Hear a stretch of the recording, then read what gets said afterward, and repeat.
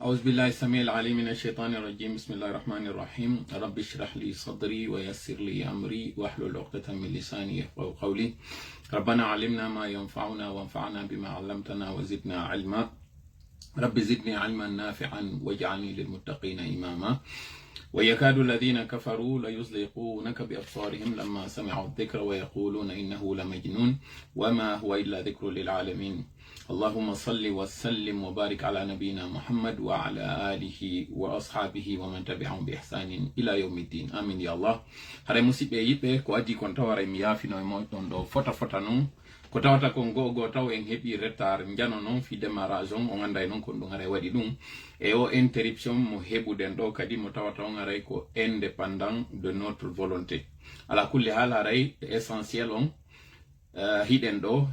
yettude Allah iden tintutude do kadi fi hedintingol nde jonde meden do tawde do nde nibbi kono yettude Allah ndi tultali bayno be inna ndi nibbundi no buri tultundi hara hiden atakude do tobbe meden den hande ara retaron ko hondu wadinimo hiden hanuno hari hebude hande do tawobe ara yewtanayno en e soso koko tawata hande do yewtere meden den e yewtande e pulal ko ino wowirden non kono yewtande hande kadi e soso joni non do ngandi min sosore hande ngide bendi ha simi yewtinde ko kaka fayande tunde ukkano hayde bendali de jawna donc haray welata fi kono contretemps hebi ton duwanobe haray intervenante en ben hebi empêchement mo tawata on finalement ko min tola woni ko yewtanta on do soso pulalango hande do haray non on jalali do andi ton ko jabereje den wadi hada hatta soso an on fewa haray no wirde non hande do ko tobbe didi e divers jogiden do mi anda non haray siden nanto dirde do taw moƴƴa wonbe do ben haray mi salmina mi weltano Cerno Isa Swiss jambinta Khalil mi weltano kanyum kadi futanke jeyal binta madame Sicario Alexa e Jajan Santé Beauté mi yeggitali oustaz Bouria mi weltano wano non kanyum kadi Koufa Ley mi yeggitali kanyum kadi Youssouf Diallo fi kala non be wadali kambe photo kono ibe tawa e ben wombe kadi très actif ka page meden do mi yetta be do non haray baba hibe yidi yettugol tola ba mi anda fi honum mi weltano kanyum kadi mi jarna wietebe be modi wuri nyogo kambe kadi ko be jallo mi yettibe do hande ba mi weltano kanyum kadi mi jarna monsieur Gawlo Gui mi yeggitali so Ouria madu madame Kadiatou Ba wonte be France ben e madame Fatmata Balde wano non kanyum kadi Lamine Wansamba do non be wansan hore ndo saben fu ara salminama wala yimbe be ni on nantan très bien mi yeggitali kanyum kadi maître DS tonton Musto Belvi mi yeggitali kanyum kadi grand Samare Karay kala mo tawata milintali do inde mudum haray don andi ko bayi don dudi na haray fi weltindagol e modon hono luttube ben madame Kadiatou Balde kanyum kadi haray mi salmini be do kambe kadi haray be jalnama fota wano non kadi yeggitali pays ji din en wadi statistique do holli di lebbi di feƴƴudi do mois de février mois de mars hari aran non ado dum don ko Sénégal wonno côté Afrique on pays wondo numéro 1 on ka darugol en ka statistique kono etona man nandi bay réseau ji di nguditama lagine déclassé Sénégal fando hande do ko Conakry woni 20% auditoire amen on audience on wonbe darde ben hikki don wontirbe Sénégal ben hikkiti don kanyum kadi France hikkiti don Côte d'Ivoire hikkiti don Angola haray ko non ordre yehiri haray on weltanama on jarnama caiden fu kanyum kadi haray weltanama waden do non précision ji tati yafo don do bara hiden nantodirde précision ara non taw hide mari restriction mo page meden on mari fewndo do restriction taw o wadi hay wobbe modon perdi konko be innata kon badge super fan haray son dari ko badge partageur be ben tuone e yaltude kono badge super fan on ala e yaltude ko wadi dum non ko sabu ko tawata kon page meden on hino dénoncer de wi ko wakilari jande wadi si tawi han joni page on fermaka donc hara meden red ini o moƴƴa yo wadu keurji din si don darude sabu ko din don wawata artirande en duma page meden on no haniri non ko cippiro jano wona e waddede do parce que kan RPG on e nandube mabbe no wodi hay yobabe mbudi fi juste signalugol page meden on do mi précise na on deuxième précision mo marden on audience meden on si yaltini do on a 1000 par exemple fewndo do ni ma wi'ama total en hebi 3000 multiplier on chiffre on par 3 hare kon do woni chiffre meden on tigi sabu restriction on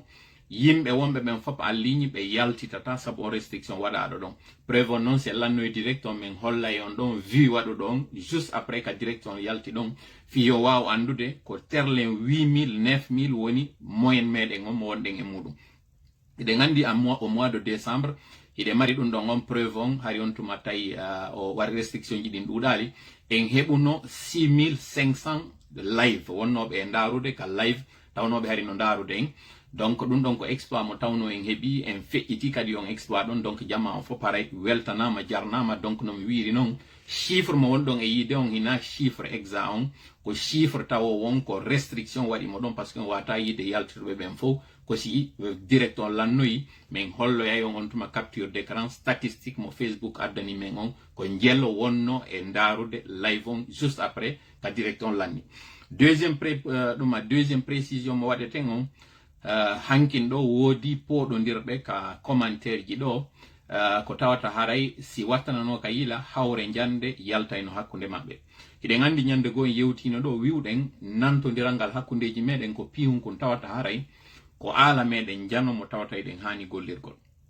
mi yewti en on tuma wondema si tawi yimɓe ari ndarugol lan ɗo hay si tawi ko arɓe ndarirgol lan ngaygu enen wernen ɓe tolnen ɓe watta en jaɓu commentaire ji meɗen ɗin tuukoye waɗa ton ko ndu woni koye tuukoye ko tumata e on non arɓe ɓen ɗo fof hara ko giggol ma woɓɓe ardirɓe ɗo kumpa wa woɓɓe ardirɓe ɗo ngaygu yo taw hara poɗodiral waɗa e ton yennidiral waɗa ka commentaire ji wiwɗen si tawi goɗɗo ari haysi ko min woni ko o yenni wata on jaabo mo accitemo ɗon no woodi goɗɗo jogiiɗo buroygol aroyowo fitta ɗin ɗon fof si tawi hawre nden ma hoyre nden ko tiiɗude commentaire on effacé joma mayre jonne avertissement si o répéti on tuma o waɗe ko ɓe innata comme bloqué de la page donc wata goto yottanolan ɗo hoyre wata goto yennanan wata goto piranan par contre piren contre ɓerɗe meɗen ɗen tawɗe ɗen haray ko ɓerɗe tawɗe ko wulɗe piren contre konko tawata kon haasidi waɗa e hakkundeji meɗen mo kala wawa jogitade hoore muɗum wonen nene goto baba goto ka ɗerol meɗen ɗo wata en jaɓu fes poɗodiral si goɗɗo yennilan ɗo e piide misal wata on jaabo weltanemo wernonmo sabu ara on tiyanda ko ne yennande kon no woodi goɗɗo aroyowo fitta ɗum ɗon ko wonata on jaɓu poɗodirde sabu ɓenɗon ɗiɗo ɓe poɗodirno e yewtere tawde koye wotu ɗum ɓe fof ɓe wonno kono ɓe ronki andidirde sonnaɓe goo wi ɗon il ne peut pas parler français tawi ko Mamadou Silla on tigi wonno e yewtude fi mum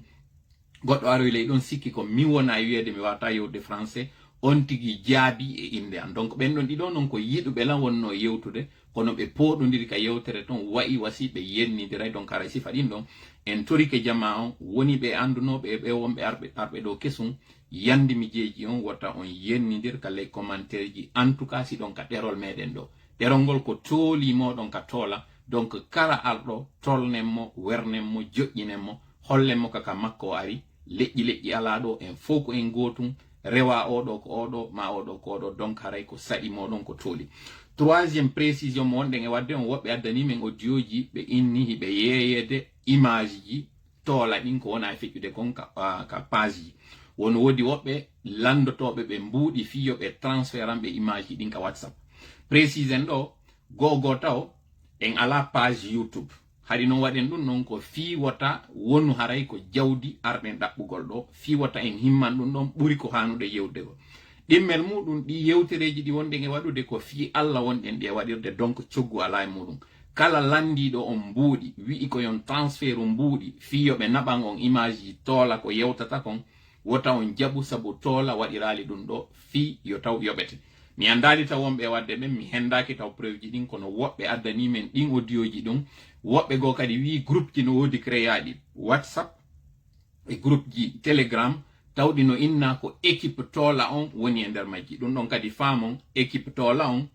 wonɓe nder ton ɓen ɓe créa groupe ka yimɓe natata tawta ton donc hara yewtereji ɗi wonɗon nande ɗin fou kaka ɗerol ɗo e ɗin plateforme ji wonɗi e partage ude yewtere nden de manière gratuite ɓe lalandade mbuuɗi e mum donc kala landiɗo o mbuuɗi wota on yoɓu fi mum par ce que mbuuɗi landaka fi nde yewtere watti ɗon kañum kadi kala innuɗo wondema ittu no waɗede fi toola ma ɗum toola wi'i yo ittu waɗe ande ɗum ɗon kadi na gonga toola landaki yo ittu waɗane goɗɗo taw naɓe nokkugo no landa no yo jama on préparo fi ittu wado won tuma non kadi dum hewtoy wo men yertoto on ko honbe hendoto dinna be teedi don e ko honno kadi di jonirte donc harayno di précision ji do hari ko ma waden di dum do fo no tawa e goddum nun ko tawit on direct meden on o retardi e ko wiiden la donc haray den fuddade yewtere meden den no yafo don non gibi do hande kadi hara mi ndarali commentaire ji din ton fi en wa fuddade yewtere den bay e retardi wiuden hande do ko tobbe didi marden de yewteten wiuden e der non den tobbe didi yewtere den de wona e soso dum kala ben tawbe haray nanata soso ande mintigi soso on min nanay kono yewtere anden nanudom de yewta o anday ko pullo woni e yewtude kala non ko woluda e soso hay siko taali waduda mi famay kono ko yewtugo ngo woni problème on donc hande do waron jalali la moƴƴa si sosore ande fewa kono no wonden e wadirde din e gandi jama on pleñike do moƴƴa beyni yewtere meden den ye wadunde kadi e français fi o wobbe go kadi nanu wiuden taw hide moƴƴinde subasma meden on beyni pulal ko mo tippi ka tiidi si wawa duñude ka tiidi donc wiuden taw nantodirangal hakkundeji meden e fi en wawu faamude ko fewndi kon ko ala men burdo e mawnude on editen don non koko innete information ko ala njano si yimbe no tippirde a wawi hebude gundoji mo wonda cippirde mudum on haray a wawi on tigi donc dum don wonata tobbere men dimmere nde yewten don non kanyum kadi fi Alpha Boubacar on expliquen don ko honno tawiri parti UFDG on hino mari yimbe nder ton tawbe ko lumbinobe wuybe dowtate fobe innaka forcément ko ka Alpha Boubacar on de yewtude dum don mais ko yen andi wondema dum don hino tawa e stratégie mo Alpha Condé kono mudum on woni e cippirirde opposition on particulièrement UFDG donc haray ko dum do e diverge seeda watto e tento donc haray hande do hiden yiltitade histoire on seeda yiltito den e Alpha Condé ko honno woni e manipulirde yimbe ben hiden ande yewtino nyande go wiiden Alpha Condé ko wiitido ko maninkajo o wi iwdi makko ndin ko baro dum ko e nder kurusa on o wi kono jibinande makko den ko e bas Guinée dum ko e ndi leydi wietendi Boké kono bayo jibinama ton o jandi o inni ko kalum woni ko jandi ko dum woni yewtoytedo e suuso mi firana on taw do e hewtoyde don o inni bayo hebi duubi seeda o towi o jangi haw fuddiki alqur'ana o tobbanama o towi seeda e duubi o immi o yeyi leyde Porto wobbe inni hari o hebi duubi 14 e makko on so yalti la Guinée o immi o yeyi leyde Porto dum ko France bay o arti yewtere makko den hari hay soso makko on laaba moƴƴa kono ko dum don o burno barode jonnon do yo barota on yewtere makko soso yiltito den en 85 fewndo coup d'état jara on waduno hiden andi on tuma ko laamu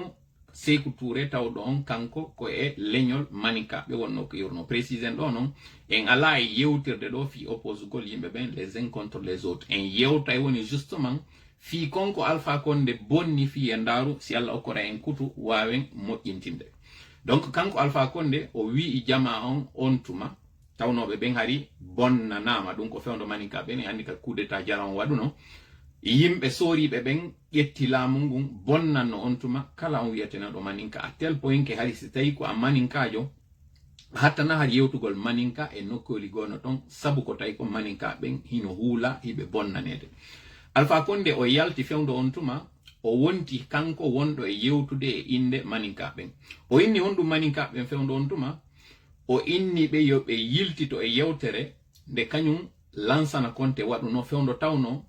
bay o dari ke yeso yimbe ben de ande français be innay la foule c'est la folie donc tay yimbe buyno dari yeso lansana Conté e ko seytini kon e ko wobbe duñuno mo duppini mo berne den o inni wondema ben bonnube ben ono yawbe bonnani maninka ben wi'e on tewi pas konko bonno don donko nde yewtere don Alpha Condé récupéro inde don inni maninkaɓe ben wondema min ko mi ɓiɗɗo moɗon miɗo yewtude inde moɗon ande non ɗi gonɗi ɗi wulluɗon ɗo min mi fittanay on ɗi ko fandi ɗon mi fittanay on ɗin gonɗi ɗi sosoɓe ben wollini on ɓay lansana Conté ko sosojo fi kala ko président jo guinéen fo e nder maɓɓe tawti maninkaɓe ben donc nde yewtere ko nden woni ko ƴawni kañum Alpha Condé waɗi mo hande kadi hikkaniɗo yeeso RPG on o wonti on mo tawata kala on wowlowo nde yewtere maninka wontirɗo hot Guinée wi'i men heɓiɗo menen kadi suka amen on tawɗo dartanto men jonnita men teddungal amen ga nde yewtere ɗon nde waɗiri noon ha hewti 2010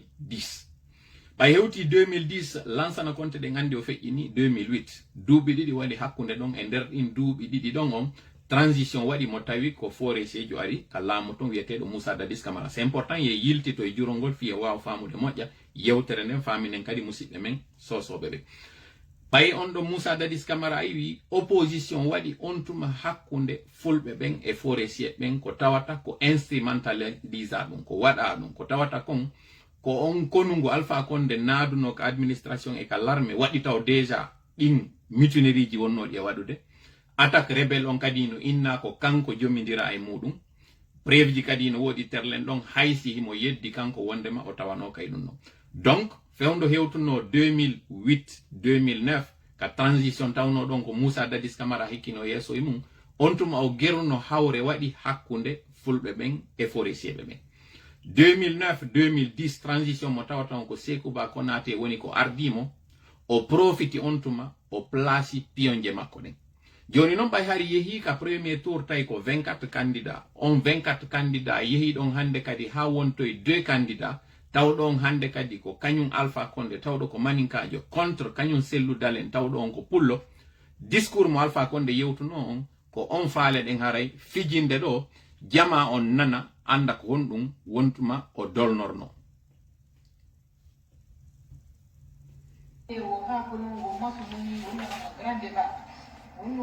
Parti politique politique wonna nasu mo ina ko be ma ba wonna ko campagne wakati wonna dira bane ba ala barani wo mo politique ne resika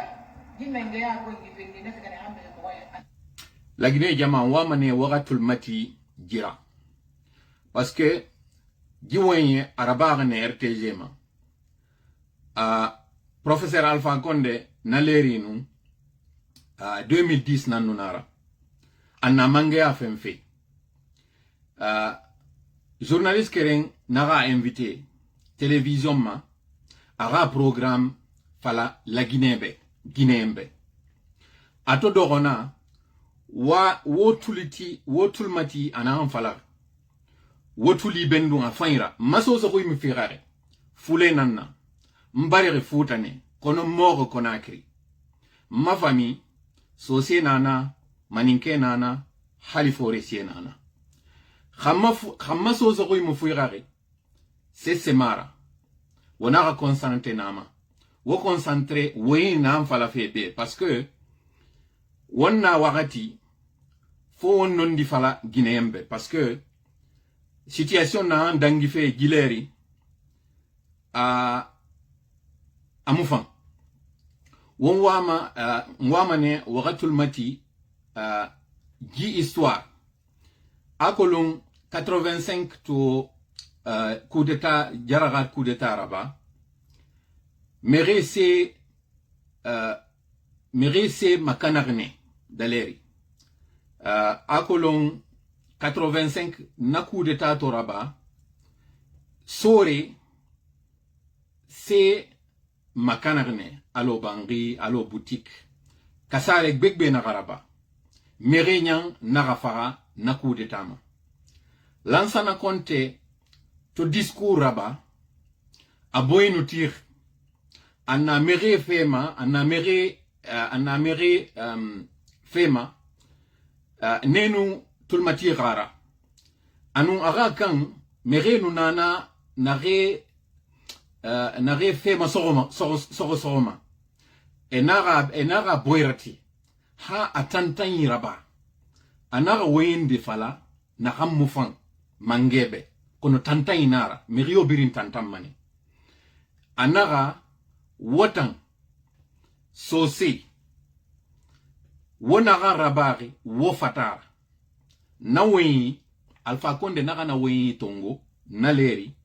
anaga na findi aga projet de société ra anaga fala maninkebe wo mfama wo yaye mafurkude khang mangeya soto mu yaye wa mafurkuma parce que jika sare arabar ne sosé na arabar ananam fala maninkebe na leri jiwoyi preuve nana anam falare mairie tout matera mairie mera na merne atono fala 85 han 2010 ara base nuna hot guinema anu discours yo tongo na leri parce que mange na nuna kibanyi manaleri sose na nunara na ansa findi président Lansana Conté alaga ya fama anaga konto filisa entre Guinée anaga na wen so eruin anarebe wota maninke mfamane waga yaye mafurkudi anam fala entre 85 2010 kono 2010 atonna mange afenfe et inviterne télévision ma aga projet présenté guinéembe wotul mati anagam falar na leri benu waga gbiling anagam falar maintenant la do ala bara ragiri de firi ala bara nafi woma nanam findi monsieur Seydou Dale Jangora mon professeur Alpha Condé mbato wono professeur Alpha Condé nara ko ngano lude ile kiri bawo ha kulu elima asinge na niki ano mide o ma télévision wa me fait est-ce que audio wana me fait idon nanude wonna me la gine nyama wa me tufi de kuyere ba mo fira o bara ran korsine ita mo di mo wende ategi anu nyaba la gine nyama e wa ma pulunzi ndefindi professeur Alpha Condé non dinara mo yamma abigira fefiri nara nikana mo yamma abigira ina wanyi fala de mara no fala lo wen ibana way kan kila non di fan ha fala lo kan di ma fala wala kana afrin de o ma fo ina risa bari ina ampe mara na fimane kene february bara fala bara february men tan ni sekulum iba batana man kan dira kene inga tam tam kan dira ya nyita joxe fam no masiko bi sada hadi mumma dina fam bin nangara ana ko bi angal kene nangara di fam ko bi kyoki amuna wa ko sena ngara ine fam ko bi kyoki di amuna ma hadira wala di wala suti tamunadi khala ba mo ubarame di wala sote muna ikhadi hal sa findi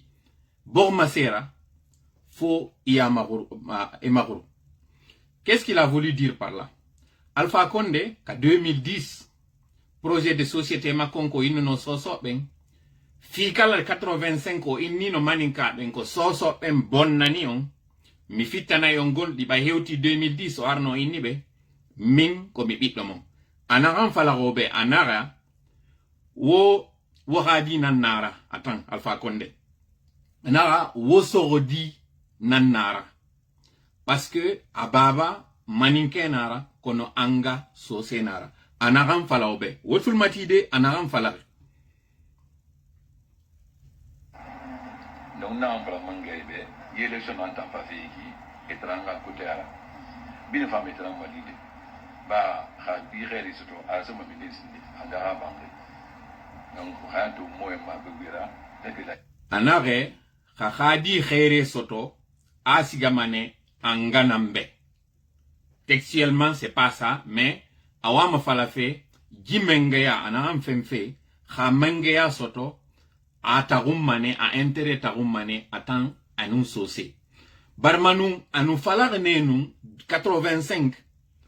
ayayi amaninke yaye mafurkumane. Nangannaki a justice rabamane maninkebe, ce qui veut dire a sosé toromane. Anagan falabe. Kono 2010 tofa, ana discours changé, ana sosé opposé foulebe, naki ana rebe,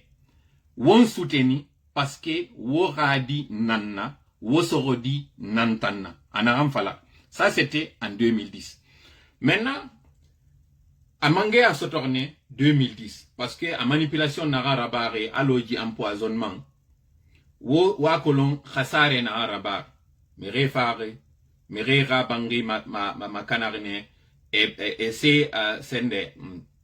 ena mere c'est tesama ena mere keri hot Guinée hali bas Guinée ala tarabare kasare begbe muraba donc a tuna rabarne munse dangi 10 ans a munse raba so sebe anum bas kotiebe a premier ministre nantum fema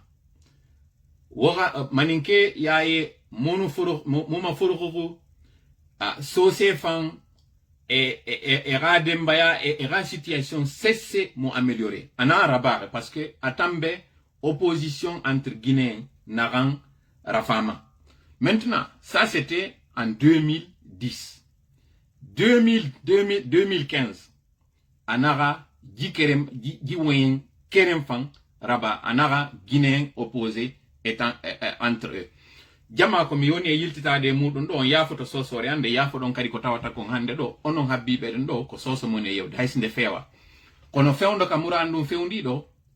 ko mamo kala wada ko waawi ko mamo kala yewta duado wadande traduction on no mi wiri non o wadano en e yiltitoy to nde yewtere do tawa denyande si Allah jabi ko e soso tunde wadoyte fiyon dum fewndo ka fewndi den do musendi ko Guinée mari kon fowno fota tere e nder mayri ko yewtudo e fankudo Alpha Condé ko ebbi wadugo ngol kadi ko ma yaltinenen jama on be anda bay o yewti dum do yewtere go kadi mo wadi do de mi faala jama on yo jenti tonde parce que si jama on jenti tigende en wawa e faamude anden o manipulation mo woni e wadde do ina manipulation tawdo tun ko yo accitire no 2020 do ko hondum kanyum Alpha Condé fewndo waɗayno campagne on no mois d'octobre do o yewtuno ko ya mi fala yon jentito ɗum ɗo kadi wotul mati anaram falare 2020 ara discours 2010 wara merne wo bara wotul mati ara anaram falare anara wogadi nantara maintenant 2020 ato raina woma anara ji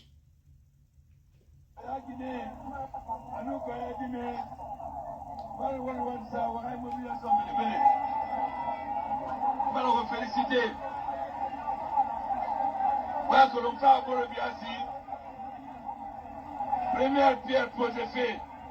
Il est là-bas fait. Na fala obe. Wagi bebe bara marati.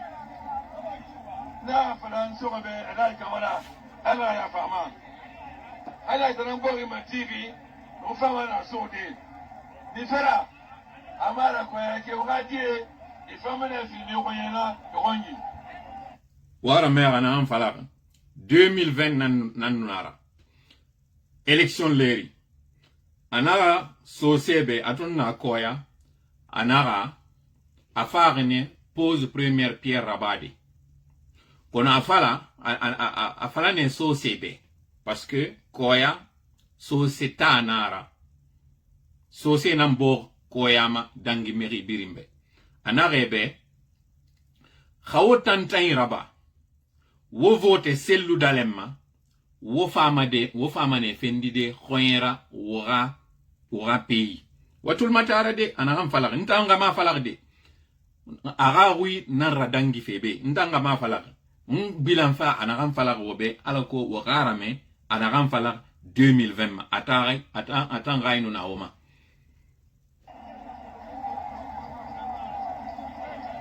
Donc, horrible ambile matiri.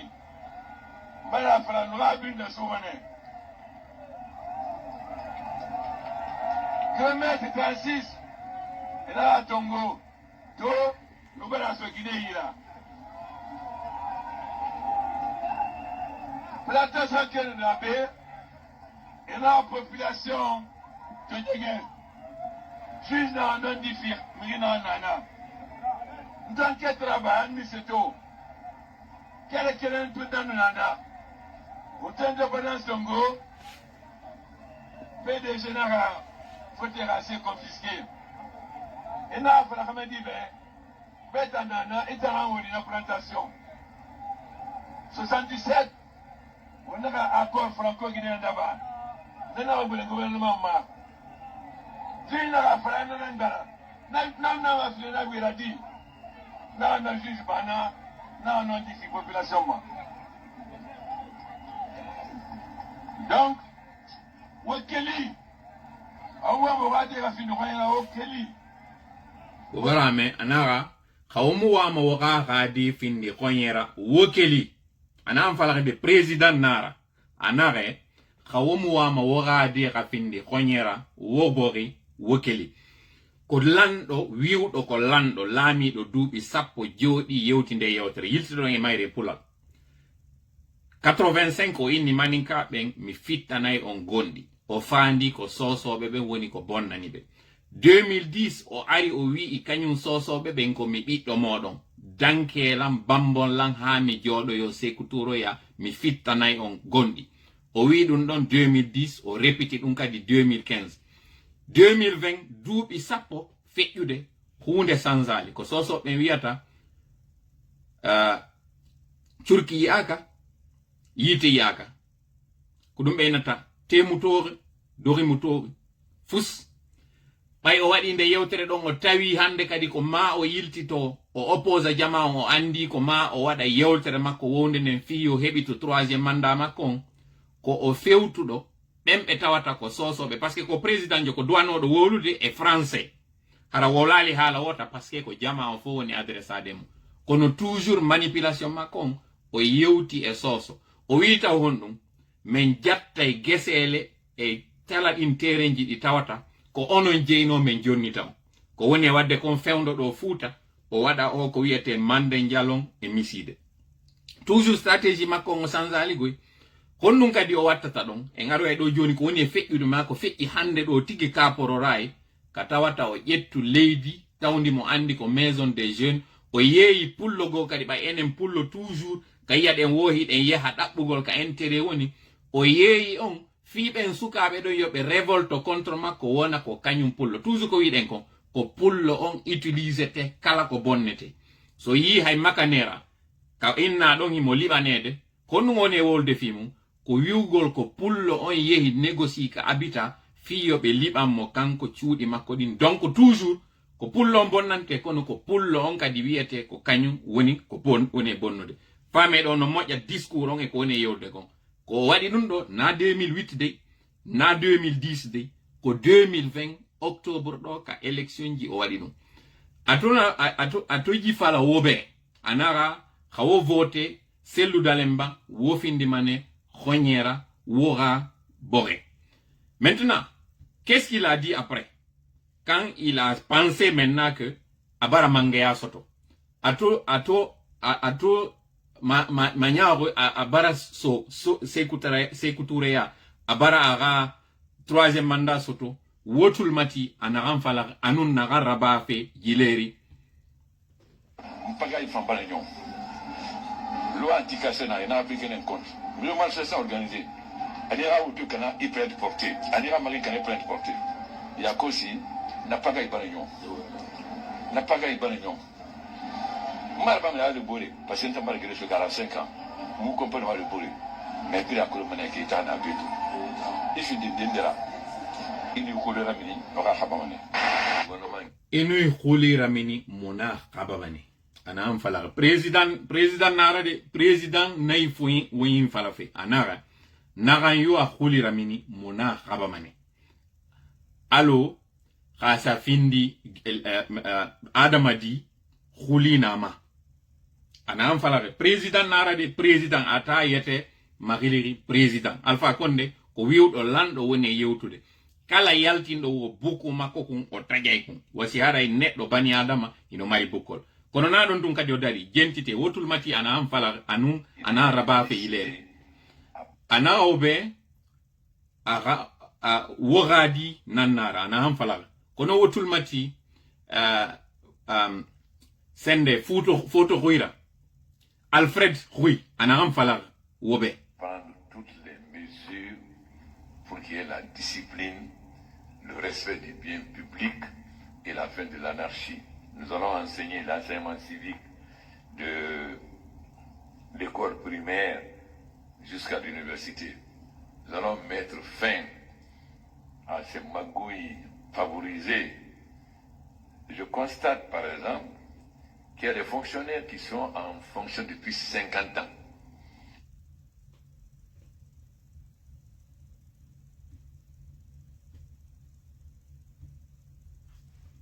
Donc, il y a quelqu'un qui d'article. Ok, bon. Il y a fait des choses, ok. Mais il y a des direct dans des conditions très difficiles parce que page médecin,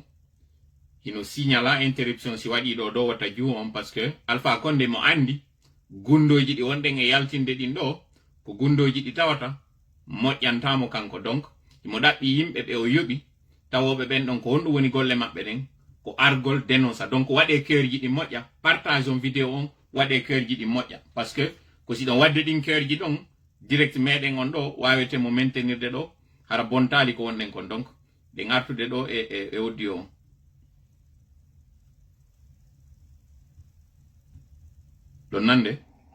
L'école primaire jusqu'à l'université. Nous allons mettre fin à ces magouilles favorisées. Je constate par exemple qu'il y a des fonctionnaires qui sont en fonction depuis 50 ans. Ils sont entrés en fonction à 9 ans. Voilà les inconvénients. Donc tout ça, ça va être balayé. Je n'aurai aucun état d'âme. J'ai pas d'amis, j'ai pas de parents. Mon ami, mon parent, c'est la Guinée. Voilà. Wara meren anam falak anara. J'ai pas d'amis, j'ai pas de parents. Mes parents, c'est la Guinée. 85, afalane maninkebe, wo parents nana, wo radi nana. 2010, anara sosebe, wo radi nana, wo sorodi nana. Maintenant, 2020, ato manyaru abar mangea soto mirio muno matide ayara anara apara muna ami muna atang lagine atang gaina laginema na annaki yakosi anara khawo vote selu dalema wo findi mane khoera wo gabori munsira ba fe gileri ato mire bangera birafe wakolong ana arabira fe ndebe arabira fe shinwebe arabira fe risebe arabira fe turkema khonye ana obe khawo vote selu dalema wo finde mane khonyera wo khonye yakosi atana wo kerife won birin lagine dima ana lagine rafindi eta annexe gi nationma shinwe Russe, Turquie, anon na manie. Est-ce que wotan la mane mirindema na rangi gife moli rabama? Khawo dundu, khawo mukeli, wayaye rabe, wayaye rabi, wambirin wamane, wambirin ninsemane. Donc, Mwamane lagine birimbe orakolon lagine wombirin ngakeren bakeren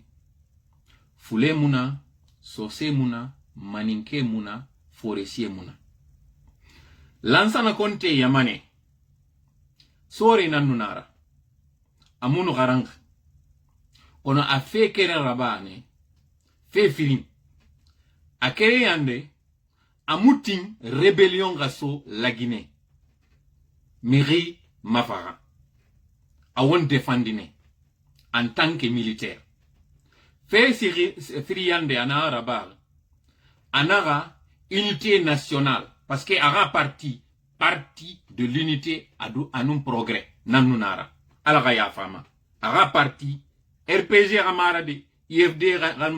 mun marano de IPUP na annaki parti de l'unité na annaki lagni doroborea et puis en arabar kon alpha konde tan ara parti riline RPG, Rassemblement Peuple de Guinée. Na annaki Peuple de Guinée birin rassemblé de ama malande e birin rafindi fekerera. Kon Alpha Condé amumuiri masumbu fe. Ana era bore tagi sofe. Alako era gere. Fule nun sose nun maninke ragere. Parce que kawon gere puissance étrangère nan fama won gogni. Allo Nations Unies. Akolon gere no raba Nations Unies nan fama nya. Enaga mu farene wo malide alako wo rabonye rabagoro. Eta an falama. Kono enu so boriobe emu minima. Won birim fama ne findide konyera won propre pays. Naleri amu falama fule na araba de kanamara maninke kanamara sose. Ruise nun chinwe na araba mani. Obara to gileri abara folo kalum abara folo mairie keride na anara pour utilité publique. Même chose du Breka. Parce que arabore chinois anun russe anun turque awama intérêt sofe nebe. Wagadi emu walife. Wagadi keren gamara. Lagine gade dime gene emu walife. Insécurité nun kame. Temuna yemuna. Anun 10 ans gambi. Alpha Condé depuis 2010 atanna kibanyira. Awen begbe falane. Ono jileri nare bin khade sende bange rabira fe. Alpha Condé na raba fe. Atana rabira fe. Khawo bange rabira. Woso mani minde. Wonso mani minde. Atoka por rai rabira fe. Mere mere sende manyangune araba mane kaporo rai nantu mere naga dogo enaga dundu kaporo rai to dangi abara siga abara folo liye gete alako miskine gatoro wontan wongatoro anun wontore munyomma khawon dogo wondundu khawon dundu na fa marabade ala gawon tanganama amufa donc mbaro mayandi wonagatin fekerenra mayne wokilide womiri fe makana kanamara wo nyagasi raba wo gere raba contre malenke contre susu ade kono wona gatin manipulation garaba wo keli wo gado robore bangi kana mara awoto mara nagayo wo mbiri nga findi nga keren ba kerela alako khamirinde ga bangi touché wo mbiri gati alako wonna defandi. Alpha Condé ko fuɗɗi ɗo kon yakosi wo hakkatumba alon na falare masoso koy mo firar kono inaran yo fala soso koyra hal sa findi talira na memane na famun mane kono awoyen fe natan ma force amara donc na annaki wo ya fama na bi na mabi anun merci beaucoup mbarawo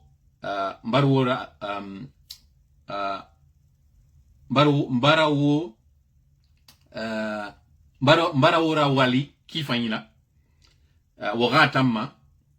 anun à la prochaine. Donc jama la Guinée haray no wir enungo ya foto sosorande benda few kono be ni wosi nora nangi makandian ko nora ban nangata. Donc no wir enungo hedi tike do yilti tike histoire on ko hondum Alpha Condé wadi dibi 85 ha 2010. Yewtere nde sakkiti den fijinde lo ko yawno o yewtoyi ka wiete don koya o wi hoɗuɓe koya ɓen tawɓe ɓen ɓurɓe lollude ɓen e maɓɓe ko sosoɓe, o inni o geray o hetta leyɗe ɗe tawno ko ɗe ɓe jattana.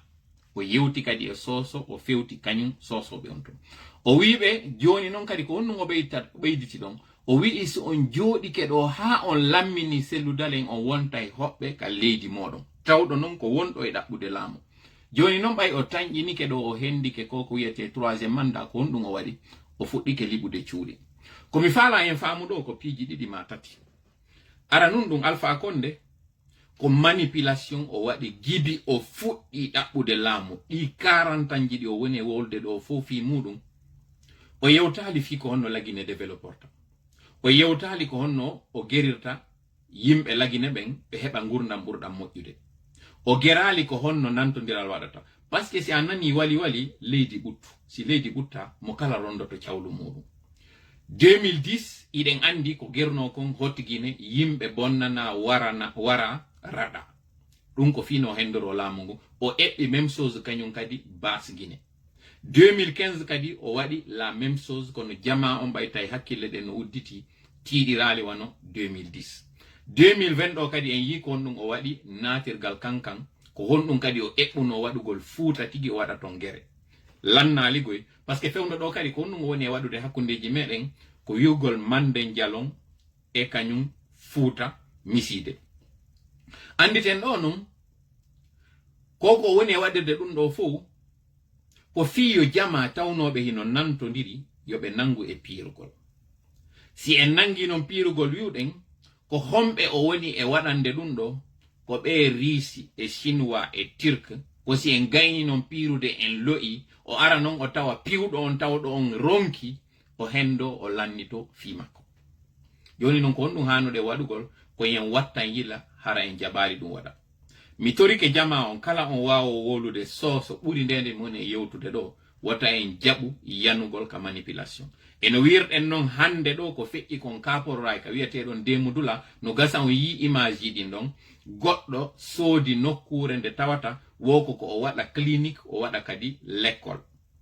wiyeteɗo Moukhtar Bari. Hikkaniɗo mo on yeeso ko wiyeteɗo Diallo. Sukaɓe yaltuɓe ɓen ka vidéo ji ɗon koɓe mi andi, par ce que ko Demudula mi hoɗuno. O geri o huuli nokkure nde o andi leyɗe ko heewi gon fof goye kaporray ton. Iɗen andi ka ɓaawo RTG leyɗe laaya funa ko jooɗi ɗon ko. Kono na ɗon o ƴetti o jonni on dey, ko o jonni mo ko Demudula ka cokke nder ton, ka tawayno on laptan ɗon no waweno waɗede e nokkure nde tawata koko ɓuri ɗon wonde accessible, kaka ɓuri ɗon heɓata visibilité si tawi woni ko gonga ko wi kon ko ɓe jaɓiri kaporray ko fi moƴƴintingol ɗo moƴƴa. O waɗi ɗo non joni ɓeeɗo wonnoɓe revendicade ɓen ko Sidime, ko Camara, ko Suma, ko Keita. Fiyo ɓeeɗo yo wonu ko pullo woni e arde raɗo on jaɓa terenji moɗon ɗin ɗon. Ɓay enen pullo en sikki mbuuɗi kaka faalaɗa wo naadataɗi. Fi hande kadi non yo woni awa on yiide ko fulɓe ɓen woni on e raɗade, alors que non signuɗo on arete ɗon ko wiyeteɗo Ibrahima Kurma, tawnoɗo emo andi himo wawno jonnude terenji nokkugo kono waɗali ɗum ɗon. Ndaare non dey moƴƴa ko Alpha woni e wadde ko. Si on ndaari kadi baayiji wonɗi e wadde ɗin fewndo ɗo, kala ka hammirɗon on ndaaray tawon ko pullo goo kadi o suyni, o innamo men jonnete ɗo, o yaha o raɗoyo o yaltina sosoɓe e nder cuuɗi maɓɓe, o inna ko ampullo on men jonni. Donc aroyɗo yii ɗin chantier ji no waɗede ɗo o, andi ko pullo jeyɗi, yiltito fewtita on pullo inna a yi jaka ko wonno kolle ko non woniri, alors que non on jentitike yewtere nde o wiɗo nden, si on geri ha sellu laamike on wonta e hoɓɓe ka moɗon. Ko ɗum woni e wadde goy, o wattay woni sosoɓen hoɓɓe ka maɓɓe, kono ko homɓe woni e utilise ude ko fulɓe ɓen. Donc onon ɓe wonɓe e sikkude ɗo ko ƴoyre wonɗon hollude onon ɓe fulɓe wonɓe lan e jentitade ɗo, tawɓe hiɗon lumbinde wuyɓa ɗoyta tefoɓe, ko hoore mum wonɗon e waɗude.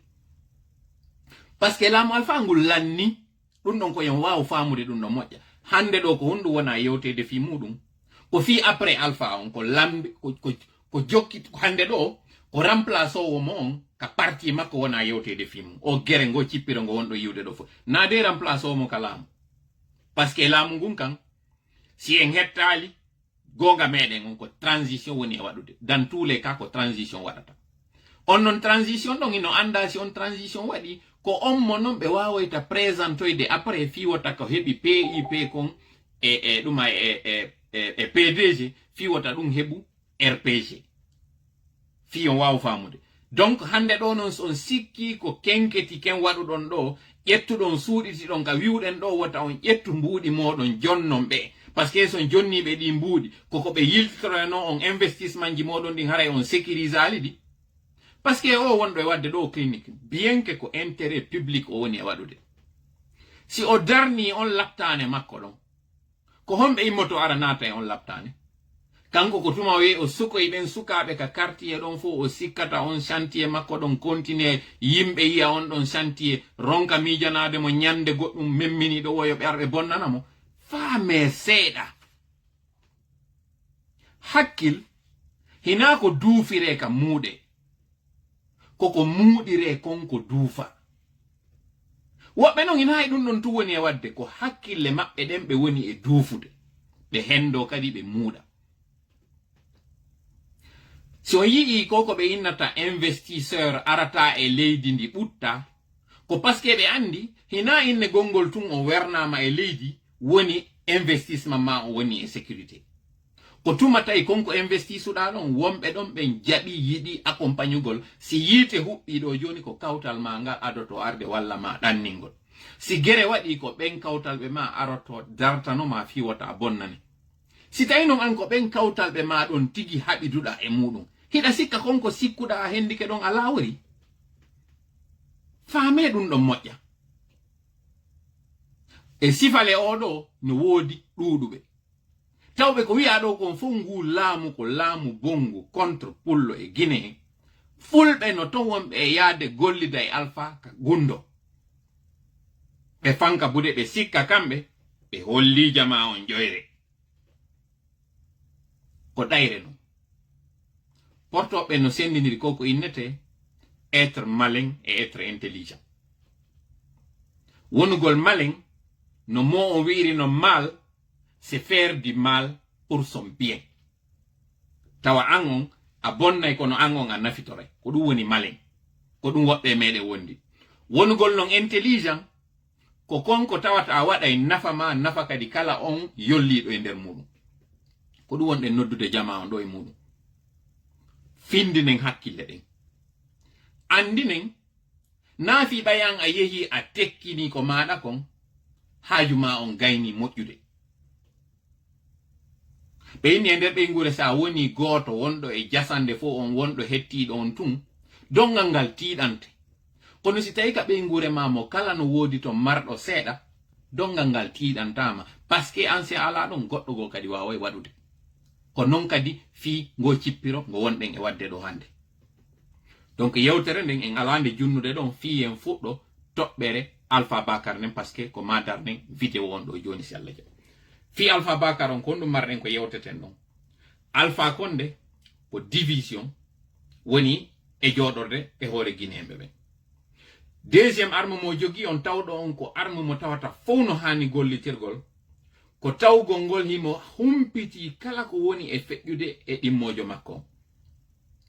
e nder ɗum ɗon ko on ɗum waɗi o infiltri parti politique ji ɗin fof ɓurɗo sonjade on e majji ko o parti wiyeteɗo UFR mo tawata hande ɗo ko holgo ngon heddi e makko hunde heddaki e makko parti mo ɓuri cippirde on mo tawata on o ronku taw ko UFDG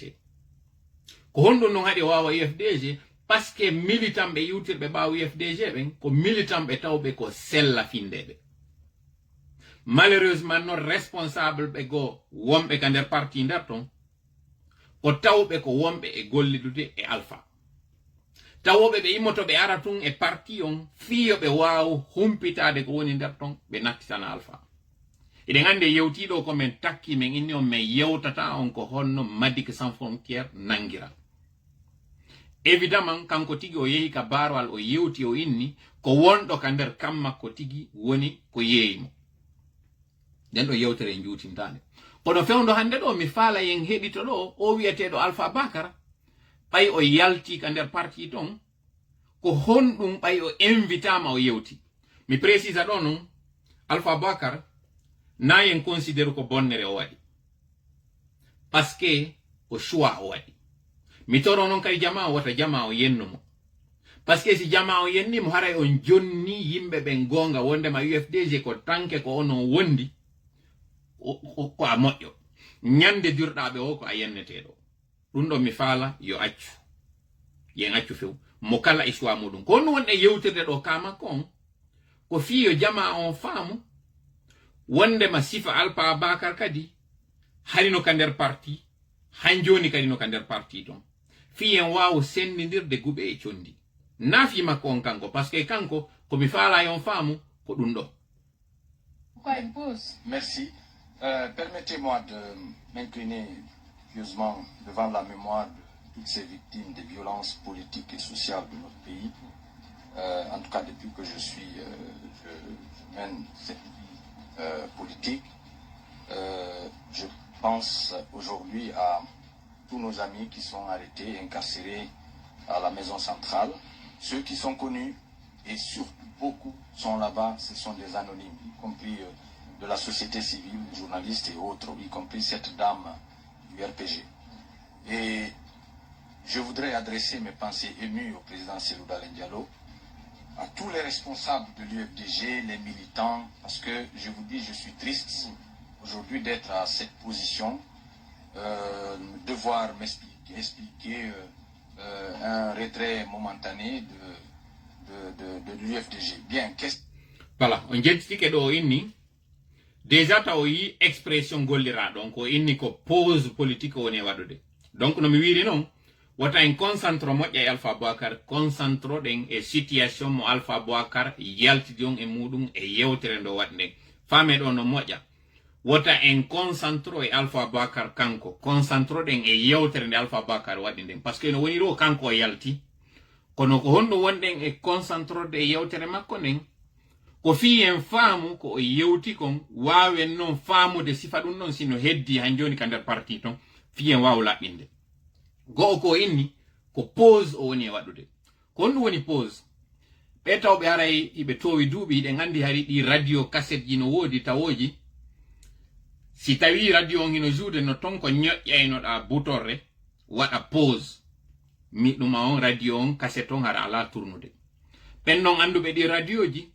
hino andi si yehi tun ha neeɓi seeɗa radio ji ɗin ɗi pallito e butorre nden continue a juugol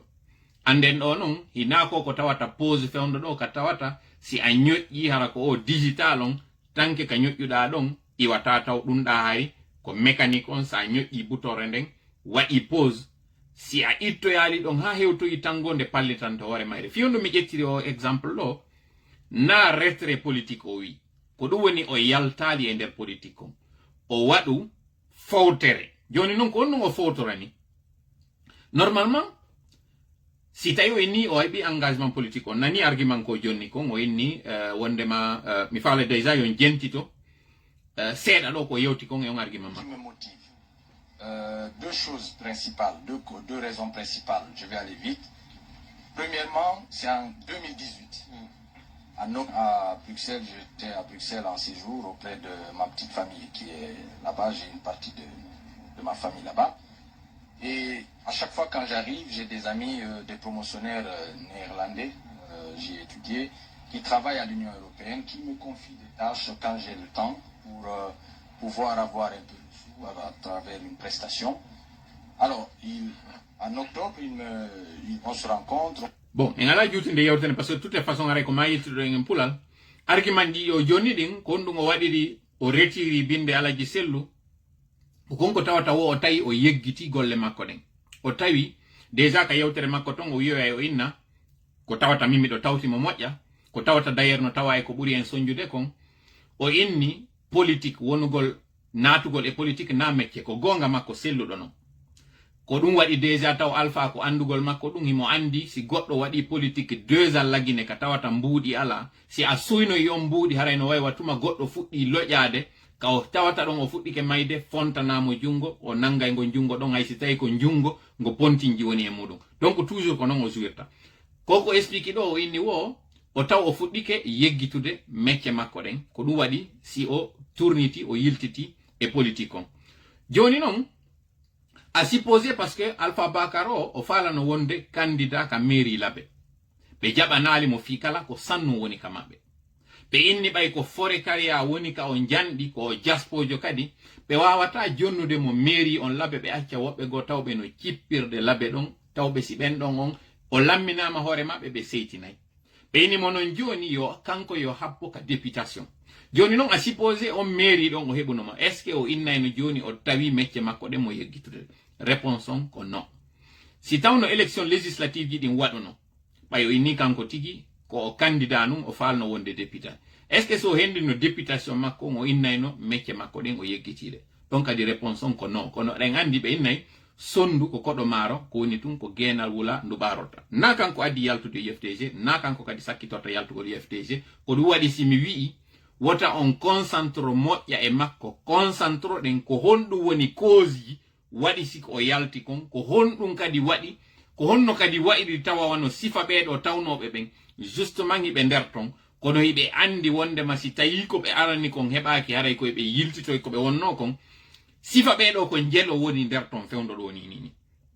ko dum do woni important o parce que ndiyan dan de gayni hibbude joni non mi faala yen heddito yo do ka question ji wi uno ko no wi entre les Guinéens. Le tournoi de mode, est-ce pourquoi vous n'avez pas fait comme Akoumba Dia? Ce ne sont pas les raisons principales. Les grandes gueules, la minute, oui. Mi précisado émission on ko grande gueule o feƴƴi émission on kadi ko woɓɓe addani mo hiɓe wawi hay e reconnaissade ɓe andi ko onno ɓe addiri mo donc meɗen utilise ude mo ɗo sans la permission kañum espace mais ko waɗa ɗum de manière publique ɓe tawata ko chaîne wiyeteɗo BT TV ko ɗum woni burwal tappe mi sikki TV ko ɓe woni waɗi montage on goɗɗo ƴetti o montage addani men donc min ala droit d'auteur e muɗum kono puisque waɗama public ko ɗum waɗi si meɗen utilise ude jentiteɗo ka séance oui ou non jentiteɗon parti ɓurɗo wonde on important fi an à la fin fi e waw non joni ñawude ɗum ɗo Non. Un feu roulant de questions avec une seule réponse possible. Je pense un peu franc ce matin. On va essayer de voir ça dans cette rubrique. Allez-y, Moussa Moïse. Oui ou non, Alpha Bakar, c'est parce que vous ne voulez pas séjourner à l'hôtel 5 étoiles que vous décidez de reculer et de partir? Non, pas du tout. Alors, oui ou non, et les prochaines élections présidentielles,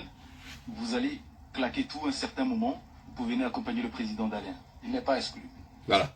o question ɗo ɓay ɓe landike mo ɓe inni si tawi élection ji waɗoyiɗo alaji sellu dalen wi'i ko ɓe candidat est ce que waroya yo accompagna ɓe faame ɗo no moƴƴa hiɗen waɗi élection présidentielle mo tawata eɗen andi kombo woni président hiɗen andi kañum kadi ko ɗum ɗo wonɗen cippirde fino hettora oɗo noon Alpha Bakar et c'est important signalugol ɗum ɗon ko conseiller politique je dirais ɓurɗo atade alaji sellu on si oɗo landama andite non e question mo alaji sellu landano wondema 2026 est ce que ko ɓe candidat oɗo si o landama wondema si alaji sellu wi'i présentoto si tawi o artay kadi o wallitoɓe o nani ko wi kon c'est pas exclu yiltitoɗen ɗo noon nane ka wiɗen ɗon ko pause o waɗi ça veut dire que ko artoyowo ka politique joni noon ka artugol makko ka politique ene koye UFDG o artoyta ka koye parti go ko ɗum non woni ka ɓe udditanimo ɗo dambe ɗiɗi Ahmed Camara atimo landade wondema si tawi o wawa e artitoyde ka alaji sellu o wi c'est pas exclu jentite ɗon non de moƴƴa ko wi kon c'est pas exclu ça veut dire que no wawa waɗude ko ɗum woni ko jaabi ɗon jentitoyɗo no yeeso ɓay o landoyama question go kadi Oui ou non, votre amitié avec Sékou Kaba de la présidence a beaucoup influencé votre décision? Je voudrais que vous me permettiez de répondre ça parce qu'on parle de Sékou, on parle de Kassouri, on parle de... Vraiment, je voudrais... Joker, vous allez expliquer derrière. On continue avec la rubrique. Allez-y, Antoine. Oui ou non, votre non-élection à la mairie de l'Abbé et le fait de ne pas être allé, de ne pas être élu député sont les raisons principales pour lesquelles vous retirez de la vie politique momentanément? Ce ne sont pas les raisons principales, mais si j'avais été élu, bien sûr, j'allais m'occuper. voilà bon on nani ɗum ɗo wonno mi yewtenani min ni si tawno tun o wonno élu o ini wona ɗum ɗo woni raison o waɗi ko yaltiri nder ton parce que ɓe landimo ɓenni est ce que ina ko taw ko on a wolɗamminaka ka mairie labe a yahali kadi ka législative ji ɗo wontuɗa député est ce que na ɗum waɗi ko jaabi o ini wona ɗum ɗo woni raison principal on ko ɗum woni hino tawa kono ina ɗum ɗon tun donc ɗum woni si tawi ko fokkitani ko mbayo heɓali ɗum ɗon kadi hino tawa jentite kadde moƴƴa. Alors après l'échec lors des élections présidentielles passées, le conflit générationnel qui a beaucoup pesé vous a amené à reculer. Oui ou non? Non, il n'y a pas eu de conflit. Croyez-moi, il n'y a pas de conflit. Bon. Donc, on a dit qu'il y a une question Mohamed Kamara Hollande. Parce que, il faut que femme au journalisme piège ko woni der ton kon. Journaliste be fenata, kono ko be nani kon walata, minana no gise no ya kirɗino. Watti don kadi journaliste o hendota ko mo haɓɓama fiyon yewtu ko ɗengal maɗa ngal o poɗata kono o landori ma non koye non wonɗa yehirde e ngay ka ɗum no waywa box en wi si box no waɗede hara yiɓe waɗi ni ɓe maski yeeso ngo ko yeeso ngon non hana tappede fiyo on tigi yanu kawo fino yo juuɗe maɗen tippo naga ɓe tappata ko ka ley keeci ɓe tappata par ce que si ɓe tappima keeci ɗi reedu ndu nga yahay joni hara cabbi ɗin fuɗɗike musude wiyano ya tippin juuɗe ɗen hoore nde yaltita journaliste sino waɗandema entrevue ko non ɓe warata o nani taw Ahmed Camara o wi si tawi Alaji Sellu wi no présentitade kadi est ce que ko pré argol tawtaɓe ɗum ɗon taw o holli fi poɗugol mo e ko faala ɗon est ce que o jaɓi wondema Alaji Sellu perdi élection ɗum ɗon o hendike ɗum ɗon taw ara non kono mo faala kadi o ya ɓurtu wolde ɗum o wimo ɗo est ce que dernier échec on ɗo ka élection ji ɗo waɗali conflit générationnel waɗa hande kadi sukaɓe ɓen inna awa hande kadi mawɓe ɓen fo yaw donc a andi kon ko wimo ɗon kon échec ko duwano répondude ɗon si tawno hara ko conviction o waɗu tum pause mo tawata han joni ko IFDJ jo Alaji Sellu yaltali wi mi reconnaissy élection est ce que kanko conseiller politique jon himo wawi jaɓude goɗɗo wiyamo échec waɗi o ronka rectifier on ɗon taw faame ɗon kadi moƴƴa yewtere nden continue. Je vous ai dit que j'ai pris ma décision depuis fin 2010 parce qu'il fallait aller travailler. Non, je ne pouvais pas continuer à rester comme cela avec tout ce que j'ai comme background. Non. Bon, o yini ɗo kañum kadi décision makko o ƴettino mo gibbe fin 2018 mais ko on ƴettuɗo décision fin 2018 o inni ko ma o yaha golloya ko on tawno ko o pré 2020 yawgol ka législative ji jentiteɗon noon moƴƴa yewtere nden e o ƴettino décision makko on wondema ko ma o yaha o golloya 2018 kono 2020 ɓay ari ko o pré nun hay wonugol député o wi nun kadi politique ina mecce de imo andi ɗum ɗon himo andi kadi nun sa yehi a woni député ko on woni fonction mo tawata o yadata e fonction go a wonata député wona yeeyo a wonata député wona directeur du entreprise a wonata député gollana goɗɗo si a woni député ko peuple on wonɗa gollande donc golle maɗen ɗon fof ko ɗum tum jentite moƴƴa yewtere nden continue. Oui ou non, vous avez déjà une offre d'emploi en Guinée? Non, mais je suis dans la procédure. Voilà. Oɗo landimo mi yiɗi moƴƴa o question Dawda Mammed ɗo o yinimo joni noon est ce que noon himo mari offre ko ɗum woni est ce que mo tañƴini o heɓay golle o yini no o tañƴinaki o heɓay golle joni noon e pulal mi nana ɓe wiya mi accitata ko mi tami fi ko mi yaaɓi o tami UFDG pendant 10 ans si tawi o heɓali offre ko honno o wawirta accitude UFDG on o hendaki nokku gotaw kono inni c'est un process jentite moƴƴa parce que en aroye joni e ko woni plus important ko. Oui ou non, certaines pratiques au sein du parti vous ont déçu et ça vous a aussi amené à réfléchir à votre avenir politique, à votre avenir professionnel? Non, pas particulièrement. Dans le joker, vous répondrez aussi à la question, savoir, un internaute demande, est-ce pourquoi vous n'avez pas fait comme Akoumba Diallo? Il n'a pas mis sur la place publique, mais ceux qui le savent, il n'est plus de l'UFDG. Oui. Il répondra bien évidemment avant cette autre rubrique. Les grandes gueules, le jeu des photos, une perception, une idée, un mot pour définir une personnalité politique guinéenne. Bon, o rubrique ɗo ko piiji tati mi faala yon jentito e mo moƴƴa question mo be landi mon fi kasori, question mo be landi mon fi bawuri, e position appel mo landoyto on mo o toroto jama on ka fen jentito don ɗum ɗo moƴƴa o yewtoye ton fi Alpha Condé kono mi faala en watta yila e ɗiɗo tati ko yewti kon fi kasori on gando e non joni fi on ɗum mi insistiri terlen ɗon ko yewtoyi kon fi bawuri e konko o yewtoyta ɗon ala fen yuɓɓidiren ɗum ɗon non e démarche bawuri on hande jentite moƴƴa.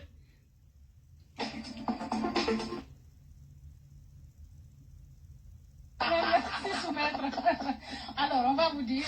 on donne le nom d'une personne, sa photo sera à l'écran et vous allez donner vos impressions, même si vous ne le vouliez pas. Désolé. Allez-y, Moussa Moïse. Oui, Dr Ibrahima Kassori Fofana, un grand frère qui a été très utile lorsque j'étudiais, lorsque j'étais tout jeune, et pour qui je serai éternellement reconnaissant. Alors, voilà. Ibrahima Kassori Fofana o inni un grand frère. Waɗanɗo mo piiji buy fewndo wonno jangude wo pour lequel il va être éternellement reconnaissant jentite no mo on éternellement reconnaissant joni noon andi ton ɗo ko Kassori Fofana fewndo ɗo woni e décidude ka gouvernement na Alpha Condé ɗum ɗon e yewtino fi ɗum ɗon joni noon Alpha Bakar o baba en makko hino weldi moƴƴa e Kassori ko ɗum waɗi si kanko ko Fore Karia o jandi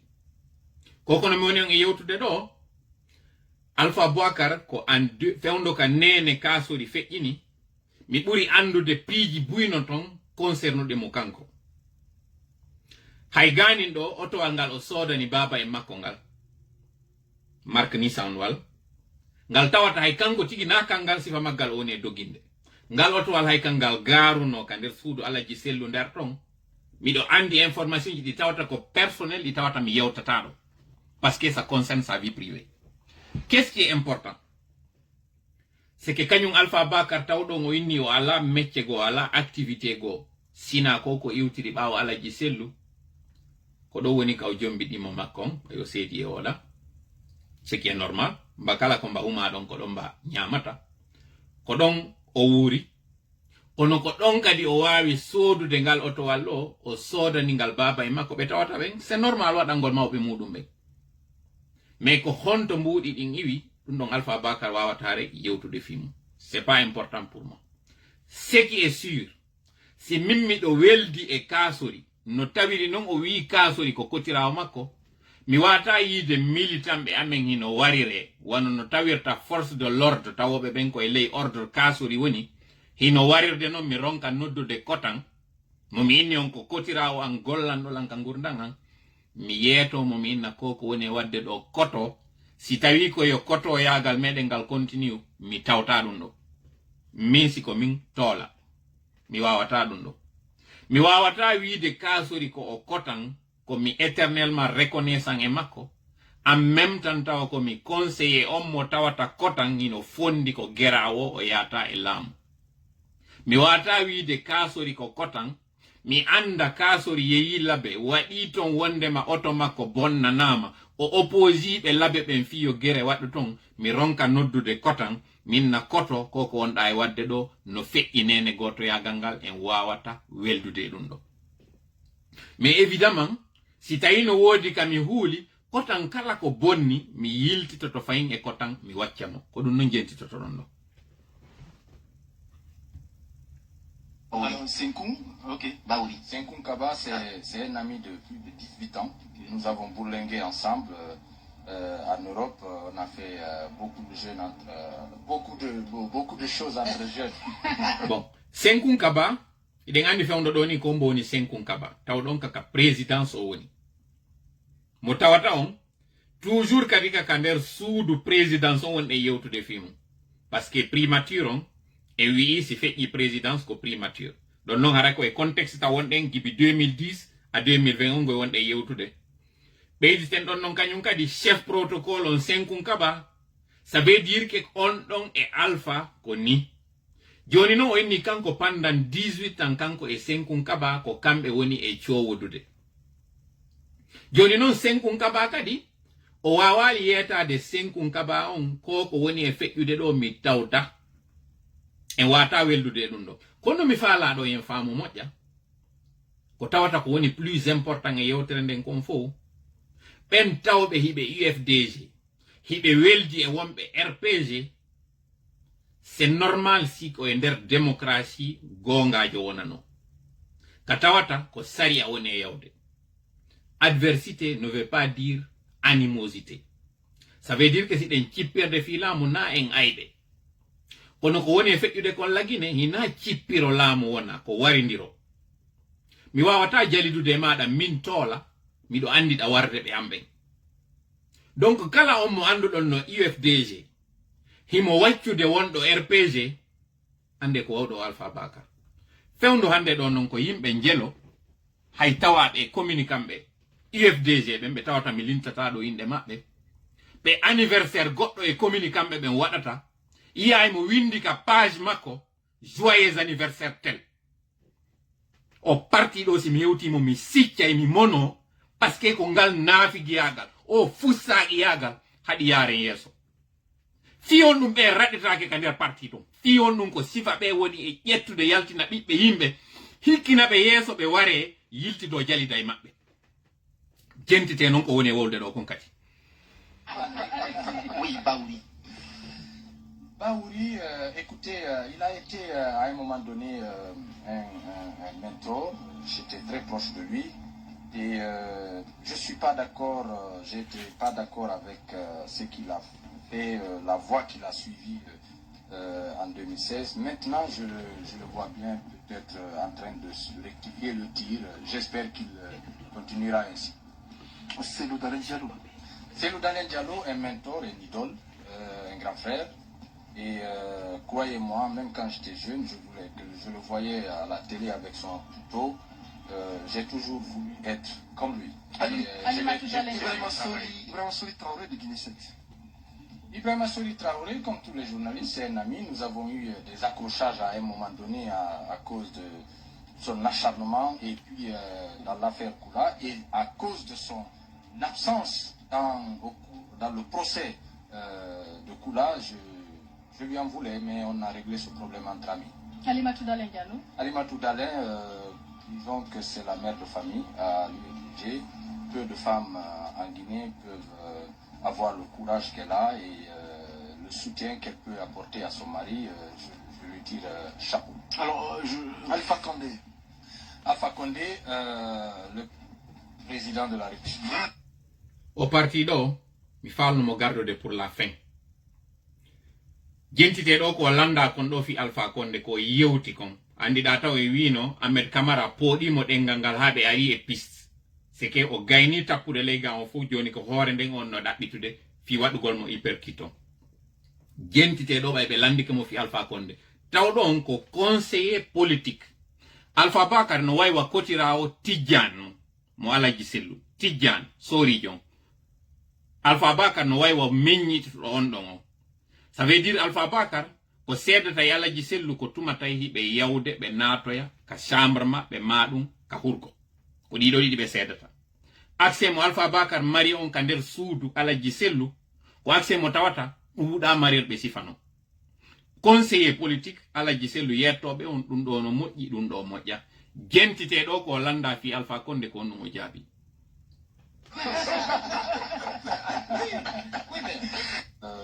disons que c'est la mère de famille, le courage qu'elle a et... mi yiltito ɗo fiyon nanu expression mo noddata Alpha Condé on taw jentite. Alors, Alpha Condé. Alpha Condé, le président de la République.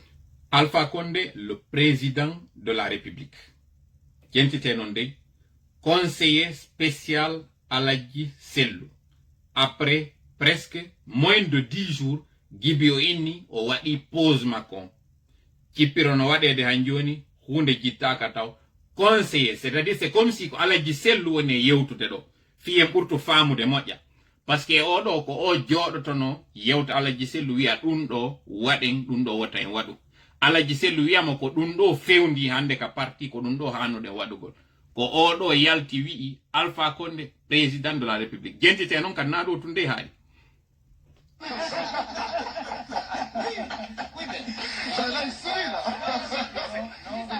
Non, je dis que Alpha Condé, pour moi, il aurait dû prendre une autre voie pour forcer la réconciliation entre les Guinéens. Il s'est battu pour la démocratie. Non, e signali kadi ɗum on donc toujours aɗa yafoto ɗo acconde mi artita kañum kadi e ɗum on ɗo yaafe par ce que mi faala yon ekkuto moƴƴa o parti ɗo tawo on pour moi c'est très important yen waw mo jentitade moƴƴa anden ok komi wi on kon ɓe signalde ɗum on et puis yaafe ok mi sikka ɗum ɗo wawa jaɓitude ɗo parce que mi tantiti. Ok, on va essayer ici. jaɓali few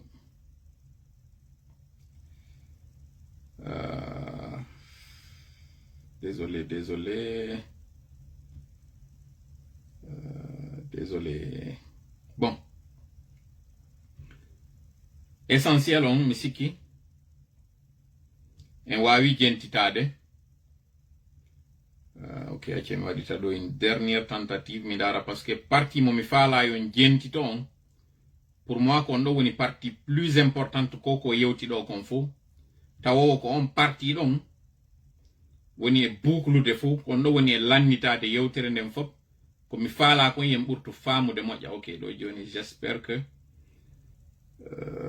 ok, on va croiser les doigts.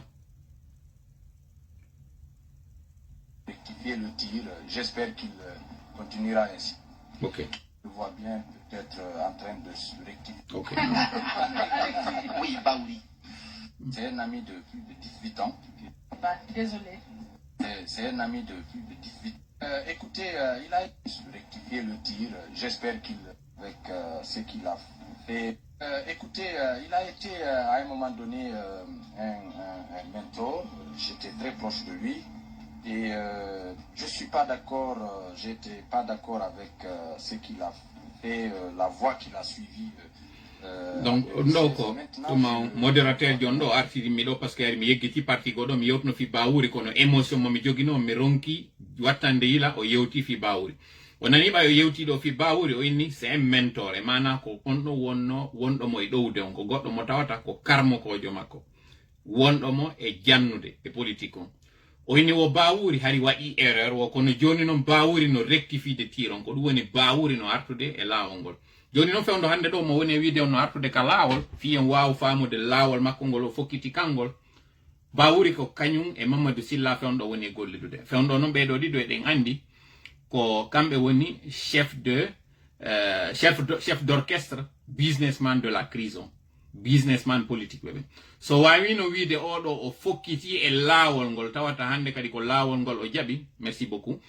ko taw ko sabandema ko tawata jaka en andi ko ngol laawol ɗon woni haray ko fokkitani mais ɗo no ye wolu ɗum ɗon tun avec exactitude hara en toñay woni jentitoɗen kanko ti ko yewtoy ko. Alimatou Dalin Diallo. Alimatou Dalin, la réconciliation, s'est battu pour la démocratie en Guinée. Le président de la République. Oui, mais... Non, je dis que Alpha Condé, pour moi, il aurait dû prendre une autre voie pour forcer la réconciliation entre les Guinéens. Il s'est battu pour la démocratie en Guinée pendant 40 ans, mais sa présidence n'a pas suivi cette voie qui s'était fixée. Il n'est pas trop tard de bien faire. S'il veut le faire encore, j'entends trop de discours. Je souhaiterais qu'il passe à l'acte désormais pour imposer une... Et permettez-moi de l'exhorter quand même, d'élargir ces prisonniers qui sont en prison. La place d'Ibrahima Cherifba, Ousmane Gawad, ces anonymes, Selou Baldé, Abdoulaye Baz, Etienne Souropo, Ousmane Kondé, Souleymane Kondé, Ismaël, leur place ce n'est pas en prison. Je pense que le président de la République pourrait mieux faire en élargissant. Certes, c'est une affaire judiciaire, mais on s'en sortira pas sans une solution politique et il peut jouer le premier rôle dans cela. Je l'exhorte vivement à traiter cette question pour qu'on puisse avancer. Et jentite ɗo non ko conseiller politique Alaji Sello Dalen on woni e yewtude ɗo. Mi insista moƴƴa e on parti ɗon. Conseiller politique Alaji Sello. Haysina kanko to woni conseiller politique Alaji Sello, mais ko conseiller politique ko ɗum ɗon woni rôle makko. Ko hombo fewtini yewtere nden na de justice on. Bien que wini wo ko affaire judiciaire wo règlement on ko règlement politique. O fewti non e Alpha Condé. Déjà tawe nani no nanen o inni bawuri lawol ngol woni e muɗum ngol ko lawol moƴƴol. Donc o tañƴini ke joni bawuri fuɗɗi ke wurtude golle muɗum ɗen fewnade moƴƴina. Bawuri. O ngala yewtude ɗo fi Mamadou Silla ko bawuri o landa fi mum o jaabi. Ɓe gandi noon bawuri ko kañum e hombo woni e gollude fewndo. O tawi ɗum ɗon yonali o inni prisonnier politique ɓe ɓen koye ɓe accite fi on ɗum noon mi woni e insistirde o parti ɗo.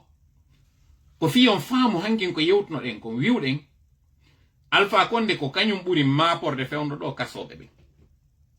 Ko kanko ɓuri maporde fermeture frontière ji ɗin. Alpha Baka yolro e ɗo joni koye kadi fi on fermeture frontière ji. Mais curieusement ko koko bawuri woni e yewtude hande ɗo ko ɗum woni conseiller jo Alaji Sello on tigi woni e yewtude. Question momi mi woni e landade hoore an on fewndo ɗo. Si tawi ko sifa o idée o mari koye Alaji Sello o itti on idée ɗon ka ko sifa ɗi idée je wonno jonnude Alaji Sello. L'un ou l'autre, je dirais qu'on est très mal barré. Enen tawɓe ɓen iɗen wi'i ko ma geren hette laamu meɗen gum parce que si en nani mi wi'i ko wari kon no ñoƴƴi ɓena e pulal si ñawdowo boboɓe woni ñamowo ɓiɓɓe wurata e hoɗo. Jentite mentalité tawɗon ko kañum e position makko mo jogi on kamɓe non wona ɓe cippiranede fewno ɗo fiyo laamu ngun hetto. Bien que Alpha Bakar n'est pas UFDG, mi précisa ɗum ɗon. Mais puisque Alpha Bakar ko tawaɗo UFDG et ka Alpha Bakar on kadi mi wi n'est pas un cas isolé. Sifa Alpha Bakar na hande fuɗɗi lannata kadi si en lanninali ko ɗon mi woni préoccupation am na Alpha Bakar. Alpha Bakar je considère que Alpha Bakar diri. Kono wowɓe o Alpha Bakar ko jello rewi UFDG. Wowɓe Alpha Bakar ko jello heddi fewndo ɗo UFDG. Na UFDG tun wawɓe o Alpha Bakar ko jelo fewndo ɗo woni hakkundeji meɗen ɓe wonɗen cippirude de muɗum tawoɓe bimbi ko cippiroɓe jemma ko cippirteɓe ko ɗum mi faala en uddi to hakkil moƴƴa e ɗum ɗon ko wari kon no ñoƴƴi jentite kadi fayin. Il y a aussi deux autres questions fondamentales pour moi. Je dis que je ne fais plus la politique, mais laissez-moi parler de ça. L'ouverture des frontières, notamment vers le Sénégal, j'ai parcouru l'Abbé, Mali, Tougué, tout dernièrement en janvier, les gens souffrent. Ça, ce sont ces populations, c'est les populations guinéennes qui souffrent. Je pense qu'il devrait agir dans ce sens, comme il l'a fait avec la Sierra Leone, ouvrir ses frontières et faire souffler un peu sa population. Troisième point, aujourd'hui il y a des leaders politiques, dont celui d'Alain Diallo, qui sont interdits de voyage, qui ne se mouvoient plus. Moi, je pense que la levée de cette interdiction permettrait de faire souffler les uns et les autres et qu'on arrête de faire de la politique 24 heures sur 24. Je pense que ce n'est pas dans son intérêt à faire de la gestion permanente de crise. Pendant tout le temps, il a forcé la situation, il a ses 6 ans, mais il faut que pendant ces 6 ans-là, qu'il règle tous les problèmes qu'il n'a pas réglés. Il a forcé la situation, il a ses 6 ans. Ko ɗum woni o cippiri o hendike ko faala kon. Donc, joni noon yiltitoɗen ɗo e sortima Alaji Sello wanno on fewndo ka élection ji pet. Oɗo noon ko conseiller politique. Mais insista toujours nde yewtere ɗon e conseiller politique Alaji Sello. Iɗen anditi poste mo Alaji Sello waɗuno on ka page maɓɓe Facebook parce que mi ala Twitter. Moɓe yewtuno on ɓe wi'i ɓe wadde précision wondema ko ɓe candidat 2026 si tawi élection ji go kadi organisoyama. Nde ñande ko jemma on poste waɗirano mi yimo ɗon mi naɓani ɓe ton message mi wolta ko mo mi naɓanno message ɓe jogi kadi preuve ji ɗin ko mone yewde ɗo kon ɓe rectifioy ɓe change to 26 on parce que toujours ka windi ɗon kon 2026 holli aw haysi tawi kamɓe ko ɓe wi ɗon ko wondema ko fiisi élection go waɗitoyi parce que ko kamɓe laami 2026 no firi han joni ɓe jaɓi constitution o rectification waɗoya winditoya 2025 oɗo non o inni Alpha Condé forsi hendike duuɓi 6 makko ɗin joni non ko ɗum ɗo o woni e waajade yo waɗo ça veut dire que jaka conseiller jo Alaji Sello on wawi wonde kadi conseiller jo Alpha Condé no lumbina wuyɓe no ɗowta tefoɓe yetela jama lagine ko honto fokkitoɗen enen e ɗum ɗo yetela mayɓe fo gibi 2010 na Alpha Bakar waɗi ɓe encore une fois na Alpha Bakar waɗi ɓe kono ko parti mo tawata Alpha Bakar no woni e nder muɗum e wawɓe wa maɓɓe ɓe yimɓe mayani na non parti on kadi waɗi ɓe waruɓe ɓe giɗen andi ko homɓe kono min si mi cippiri yimɓe warama fi an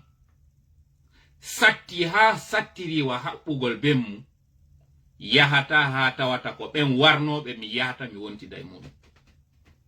hande ɗo non kala fuutiɗo IFDG RPG o atterrisata ma sera RPG ko si o atterrisay ton o naata ton officiellement e si o wonay ka leyjimɓe kono hara mo gollidude ma kala fuutiɗo kadi RPG ko honto joƴƴinoyta valise makko on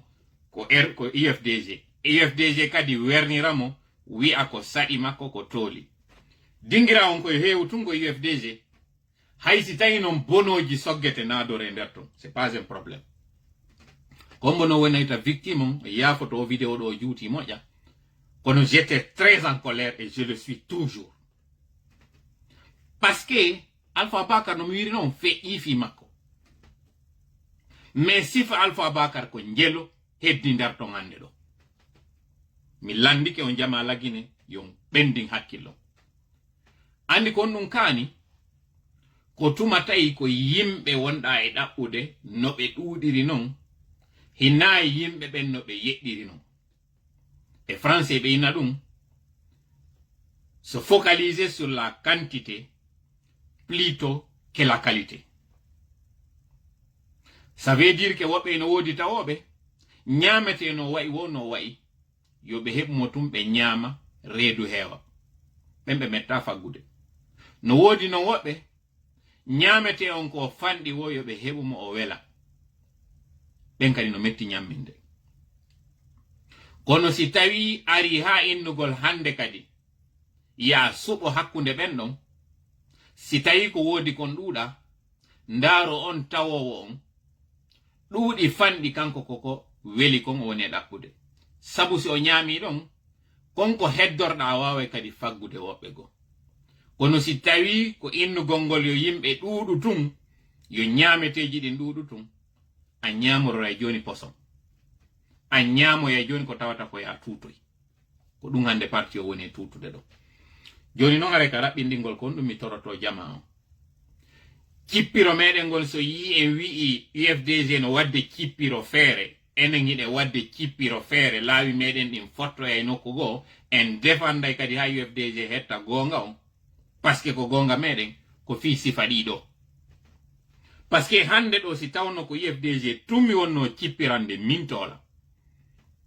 kam yiwno ɗum ɗo hande arayno mi yiltiki kono quel que soit résultat on hande ɗo ni si Alaji Sellu yalti waɗi déclaration wi min mi reconnaissy résultat ji ɗin mintola mi yiltotako mintola ka mi jogi ɗon miɗo jogiti ɗon miɗo andi kadi le ono wonɓe ndarude ɗo ɓen hiɗon jogiti ɗon ɓen tawɓe hino waɗane ɗiɗi yoɓe andu polgal ngal si Allah jaɓi ngal woɗɗa ko ɗon kadi jogitoto ɗen par ce que gouvernement on ko o mori bon mi yeti ko Alpha fimum ko lanno ɗum ko feƴƴu ɗum few woni ka laamu woni e ko lutti ko kono leydi ndin ɓay tun hina en yiltito kadi ko wanno kon 2008 yiltitoɗen kadi e zéro go kadi mo tawata kadi ko transition go kadi ɓe waɗa kadi ko ɓe faala ɓe waɗa jeu de passe passe on ha ɓe joƴƴinamo ɓe faala on ko ɗum wonɗen cippirande hande ɗo ko fiɓe bonnuɓe ɗo yoɓe kase ñawore waɗe bonnanaɓe hetta gonga muɗum o bonnuɓe ñaawe ñawore feppude e ko ɓe waɗi kon rewne e hoore maɓɓe so yi hande Mamadou Sylla no wadde ko woni e wadde ɗo kon ko par ce que ko wanno kon 2007 ñawano ka après so yii sankon en e nanduɓe maɓɓe no wadde ko woni e wadde ɗo kon ko par ce que enen bonnuɗo o si laamu keso ari wa'ete way si en ɓe bonnano ɓe wujjano ka sori fofana hande ɗo min miɗo manditi kill point ɓe mari morceau hay ka ɓe wiwno kaw men sori dogidi e malet coalition ngujjo nguyru bolonda wa kasori tawa hande ɗo ko on wonata premier ministre pendant plus de 3 ans e leydi ya ha tawa ko Mamadou Silla en ɓe tawata ɓe anda hay conjugaison tawa ko ɓen wiyete nodda hoore mum chef de file de l'opposition enen laggine ko honde tuma wonɗen hewtoyde fon on est ce que en uno to ɓuri ɗo c'est vraiment dommage awa jama finen anden cippiro ngon ko hande ɗo non ngo ɓurti heɓude kadi doole par ce que hande kadi mi yeto on ɗo non kadi goɗɗum scoop go kadi no arde oɗo non mi wowlatamo par ce que si mi wolimo mi yetike on alpha no daarude ɗo o wawa e andude o anda o ƴetta o disposition ji fi konko woni arde faame tundo si haaju wañowo no bonde ko ɗoyru ukkotomo ko ndun ɗoyru woni alande alpha kaka o sikkirta non ko ɗon min minorta kaka on fof kadi on sikkirta fewndo ɗo ni hande mo nangi e daarirgol nokkeli frontiére ji e ko nandi e muɗum par ce que mo sikka ko terlen ton iwrirta ko waɗatamo ko hendu wirtoru gerto ndum ko leydu iwrirta ko e piiwum kon o sikkata alana wonana sonja makko min minorta ko e sengo kam makko on tigi kadi maɓe o ɓarono e muɗum ko ton ko min minorto kon si Allah jaɓi min minorta joni noon aray kon ɗum mi tori on onon jama mi rerɗinayi e muɗum ye waɗu faame moƴƴa gere on ko lannuɗo wota on accu fewndo ɗo laashon prise par ce que so laashi ɗo prise hara on bonni golle men ɗe waɗuɗen ɓuri lebbi 5 hiɗen cippirde fimo ko lannuɗum ɓay noon ko lannuɗum wota en aru haaka tawata en ƴellitike ɗo weddito ɗo wontirɓe fuuta ɓen taho mi adoro ɓen non o probléme ko na wiyede ɗo maccuɗo e fulaso ta en jaɓu ɗum ñiiɗa par ce que si en ñinni ɗum ko alpha woni e gerde bonna hakkundeji meɗen kanko ko eɓɓi kon o waɗay himo fondi o waɗay ko eɓɓi kon non ko si o gayni lancude fuuta nder ton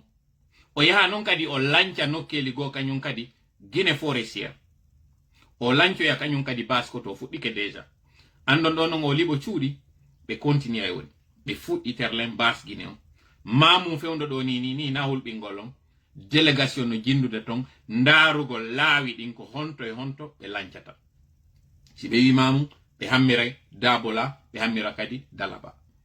ko non woni na hulɓingol on ko information mi woni on e jonnude joni noon ko ɗo noon ɓe profitata kañum kadi o yitaw déjà ko ɓe woni e waɗude sous préfecture ji sous préfecture ji to ɗum ɗo fof ko opposugol yimɓe ɓen les uns contre les autres sina ɗum o vidéo mo yiwɗon no circula pita ɗo yewtuɗo wi'i woɓɓe hino salana juulirde sina mi faayu napullo woni ka ligue islamique napullo woni ka secrétariat des affaires religieuses si tawi juulirde darnete ko ɓeɗo autorisé tama interdisa mi wawali famude ko honno tawirta yimɓe convocama e fulawaɓe addama pita ɓe sokama ɗon fiiɓe ɓe wiɓe darnay juulirde tawa ɗum tournay ha wi'a ko fulɓe woni ko waɗi ɗum min mi famali ɗum ɗon mi wawali famude kadi ko honno tawirta goɗɗo waway salanade goɗɗo yo darno juulirde min mi wawali famude ɗum ɗon woni wono wonɗo wo woni ko citoyen jo woni ko laamu par ce que ko wiyaka alqur'ana baada ausbillahi mina cheitani rajim ko innal masajida lillahi fala tad'u ma allahi ahada juulirɗe ɗen ko Allah jeyɗe wota a noddidumo ton goɗɗum ko tawata ina kanko joni noon si innama ko Allah jeyi wiyama ko cuuɗi Allah ko honno goɗɗo wawiri darade inna suudu Allah darnetake tawɗo on ko kañum tagimo tagi ɗen ɗon juulirɗe fof donc terlen ɗon hara yandi musidɓe wattane yila anden hande sendata en jango sendata en alpha konde noon no fondi senda en o wawi non sendude en wosi en jaɓi yanugol e kan gayka ka o waɗani en ɗon ngin bugi wingi o waɗi ko ngi hanude wattandilem yewtande nde juuti mi weltanike on no ndaroɓe ɓen ɗo no wirɗen non waɗe keerji ɗin sendite yewtere nden ta on jaɓu sonkugol ka commentaire si goɗɗo yenni acce ɗon no woodi kipowo fi ɗum non wonen nene goto baba goto miɗo gerde fewɗo ni mi humpodira e ɓen tawɓe ko jalonkeɓe fuuta fi invitugol ɓe ka page meɗen ɗo tawɓe ɓe tawta konko alpha woni e waɗude tawɓe ɓen hiɓe andi ko manipulation par ce que nana ɓe e pulal ko woturu natata ɓe naɗi naati koko wonɗon e nande ɗo audioji no circula jamanu heɗitade men jaɓali fijinde ɗiɗo ɗi hewtino men kono men taw yewtere nden ko manipulation woni ɓawa ton fiyo jama on sikku ko non ɗuuɗiri enen tigi immoɗen piiren hakkundeji meɗen ni ɓen tawɓe ɓen hino wi'i ko jalunkeɓe kamɓe tigi ɓe ko kamɓe huli fewndo ɗo wota innaɓe ɓen ka fulasoji immo ara ataka ɓe par ce que hiɓe tañƴini ko kamɓe woni cible en même temps mi yewtida e woɓɓe goo kadi ɓe ka fulasoji ɓe inna ɓe yeetama armé mo 2000 personnes hino moƴƴinede toon fi immagol yaha ataka fuuta o inni ko ɓeya kañum kadi ka rundeɓe joni noon o yimo kala no nanude information tawɗo finalement komo kala ka wontiri ɗon yo waɗe ko waɗno kon fewɗo nelaɗo ɓe ar imminano ɓen ka yewtuɗen kon fi suratul hujurati iɗen andi ɗum ɗon neɗɗo imminano ɗon o yehi o ronki natoyde o artiti o ini ɓen to wi atakayɓe musidɓe yettota ko histoire par ce que na juutingol vidéo on tum ko yen andu opposition ko non warrata ko yeetagol ɓeeɗa jooɗe ɗo ɓe préparaniki on ɓe arande on yaha yeeto ɓeeɗa kañum kadi jooɗe ɗo ɓe gayni préparanade on ɓe aray ɗo ɓe yana e moɗon ñande goo tuyoyta no waɗa gif yite nge nguɓɓa no waywa almétion e essence on ko ɗum wona e waɗede fewndo ɗo geren noon anditen min mi yeetike on ka nder ɓey nguure an miɗo mari dumboyaɓe miɗo mari traworeɓe miɗo mari ketaɓe miɗo mari camaraɓe tawɓe ko kawu e baɓɓa e yaaye mi noddata ɓe gere wata waɗude ɓen ɓe ata kammi ɓe bonnananmi ma ɓe waranmi ma ɓe barminanmi ko wano non kadi mi wata wadde gere mi yanana ɓen mi darotako kadi gere waɗa ɓen ɓe yanani ka tawi noon ɗiɗo tati wawata waɗude mi wawata jaɓude ka hakkil an wondema kaari ko jalunkejo donc ko rundenkejo oɗo ko pullo donc ko o fulasojo mi wata ƴettude ɗum ɗon min en tout cas nde yewtere si Allah jaɓi nde feƴƴata ɗo san passe pas ici guinéen fop min ko musidɓe am woni ko a sosojo woni ko a maninkajo woni ko a forestier ko a musidɗo am itti si keynaɗo ko pullo no wonirɗa wo si a yewti pulal ngal miɗo jogima ko a pullo ɗimmojo an ko a guinéenjo mi faala kadi en jogoro noon en fop hara en jaɓali ɗum feƴƴam tori kala e woni ballo meɗen hawrinte en sawaba allahumma salli ala sayyidina Muhammad wa sallim. Wassalamu aleykum wa rahmatullahi wa barakatuh.